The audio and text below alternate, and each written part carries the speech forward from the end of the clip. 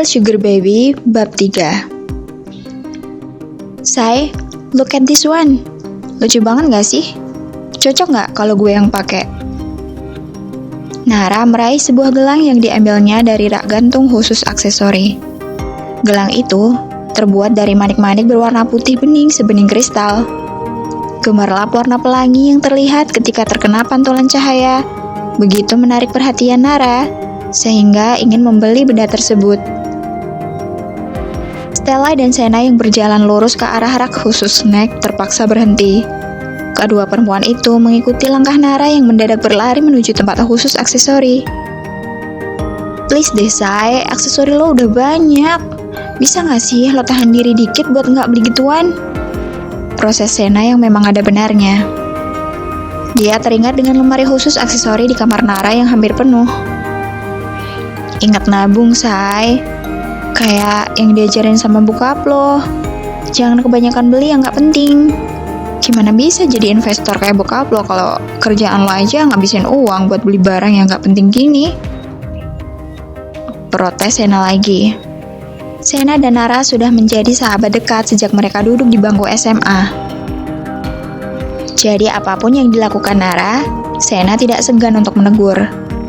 Berbeda dengan Stella yang baru mengenal mereka sejak awal kuliah. Kita jadi beli camilan nggak? Kita harus cepat selesaikan tugas. Keburu Pak Hendy jemput. Gue kan mau dinner sama bokap. Stella mengingatkan supaya kedua sahabatnya tidak terlalu larut dalam buayan kelucuan aksesori di depan mata. Iya, cepetan, Say. Kalau kelamaan di sini malah kita nggak jadi selesai tugasnya. Ingat, tujuan awal kita kesini kan cuma buat beli camilan biar kita ada semangat kerjain tugas. Timbal Sena. Oh iya ya. Gumam Nara sembari menepuk kening sendiri. Kalau gitu, gue duluan ke tempat snack ya. Nanti kalian nyusul aja. Seru Stella sembari mengayunkan langkah menjauhi Nara dan Sena. Saat melewati tempat khusus buah, tidak sengaja Stella melihat sosok Lydia sedang mendorong troli menuju ke arahnya. Stella menghentikan langkah ketika tatapan mereka saling bertemu. Wanita berusia 37 tahun yang telah melahirkan Stella itu menatap tidak suka kepada sang anak. Dia tidak menyangka Stella tinggal di kota yang sama dengannya. Karena dia pikir Stella benar-benar pergi jauh saat dirinya menolak keberadaan Stella di dekatnya. Stella memberanikan diri berjalan mendekati sang ibu. Meski hatinya sakit, tapi sejujurnya dia sangat merindukan kasih sayang dari wanita yang telah melahirkannya itu. Ma, apa kabar?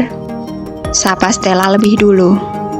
Lydia, ibu Stella justru diam sembari memperhatikan penampilan sang anak dari ujung kaki hingga ujung kepala. Karena saat datang dan meminta untuk tinggal bersama 3 tahun lalu, penampilan Stella yang baru saja ditinggal mati sang nenek begitu lusuh dan tidak terawat. Namun yang dilihatnya sekarang justru sebaliknya. Stella terlihat modis dengan celana pensil berwarna hitam dan atasan kemeja crop top lengan pendek berwarna merah maron. Kulit Stella yang putih bersih membuat Lydia keheranan saat melihatnya. Mama sehat? Tanya Stella dengan rasa getir di hati. Sudah sekian purnama berlalu, wanita di depannya itu masih saja tidak acuh. Ngapain kamu kesini? Lydia bertanya dengan nada ketus. Bagaimanapun, dia tidak suka melihat Stella berada di dekatnya. Dia tidak ingin suaminya tahu bahwa di masa lalunya, Lydia pernah memiliki anak di luar nikah. Stella berusaha meredam rasa kecewanya karena sikap angkuh Lydia. Namun, dia berusaha tetap sabar menghadapi ibunya. Aku lagi jalan sama temen, Ma, beli camilan. Senang banget bisa ketemu Mama di sini. Lydia tersenyum sinis. Jangan pernah manggil saya dengan sebutan itu. Saya bukan mama kamu. Kilahnya. Mama yang melahirkan aku. Sampai kapanpun Mama tetaplah mamaku. Pandangan Stella menjadi buram karena kedua netranya mendadak berembun. Stella, tunggu! Terdengar teriakan Nara dari arah belakang. Stella buru-buru melangkah dengan cepat menjauhi Lydia. Dia tidak lupa untuk menyeka kedua netranya yang basah.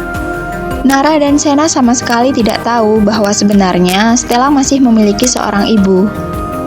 Yang mereka tahu, Stella hanya memiliki seorang ayah yang bahkan belum pernah mereka ketahui seperti apa rupanya.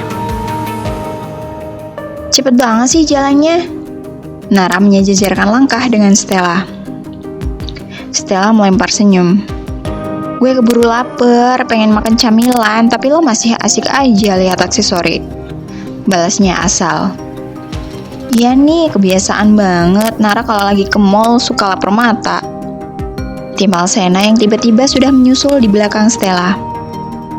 Nara hanya meringis menanggapi ucapan dua sahabatnya. Kalau lo lapar, mending beli makan siang dulu yuk. Ajak Sena yang juga sudah merasa lapar. Cacing-cacing dalam perutnya pun seolah turut membenarkan. Sontak ketiga perempuan itu terbahak-bahak mendengar bunyi perut Sena yang tidak bisa diajak kompromi. Perempuan berparas kurus bak tiang listrik itu paling tidak bisa menahan lapar. Berbeda dengan Nara yang lebih gempal, tapi lebih bisa menahan lapar. Kalau kita beli makan dulu, waktu kita jadi berkurang dong buat kerjain tugas. Masalahnya, Pak Hendy bakal jemput gue dan ini udah hampir sore. Stella mendadak bingung dengan tujuan mereka memasuki mall.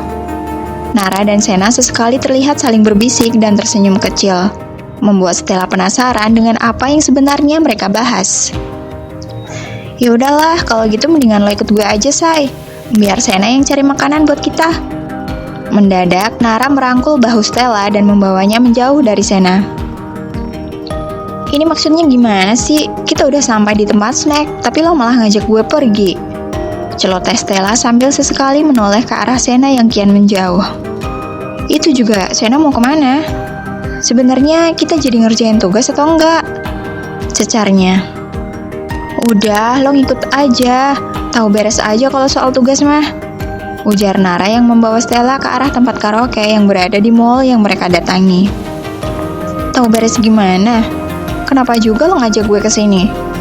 Tanya Stella yang semakin bingung. Nara tidak menjawab, melainkan senyum manis yang terlukis di wajahnya. Perempuan itu mengajak Stella memasuki tempat karaoke berukuran medium. Dari balik pintu karaoke, muncul Sena bersama Davin yang sedang membawa kue ulang tahun berbentuk love di kedua tangan Davin. Di belakang laki-laki itu, ada Nando dan Fatan yang turut serta menemani. Stella merasa surprise dan tidak menyangka mereka akan menyiapkan kejutan untuk dirinya. Mereka lantas menyanyikan lagu selamat ulang tahun, begitu melihat kedatangan Stella. Suasana semakin riuh saat lagu selesai dinyanyikan, dan mereka bertepuk tangan dengan penuh semangat. Happy birthday, dear Stella. Davin membawa kuenya ke depan Stella. Would you like to be my girlfriend? Stella mendadak teringat dengan ucapan Sena di kampus tadi ketika perempuan itu mengatakan bahwa Davin telah menyiapkan kejutan untuknya. Namun, dia sama sekali tidak menyangka akan secepat ini. Stella mendadak terdiam. Bibirnya terkatup rapat dengan lidahnya yang terasa keluh. Ingatannya kembali pada kejadian tadi malam saat Hans mengambil keperawanannya. Perempuan itu bingung harus bagaimana menanggapi pernyataan Davin yang sebenarnya sudah dia nantikan. Stella, can you answer? Davin kembali bertanya. Lilin semakin habis terkikis oleh api yang melahapnya, sementara Stella tak jua bersuara.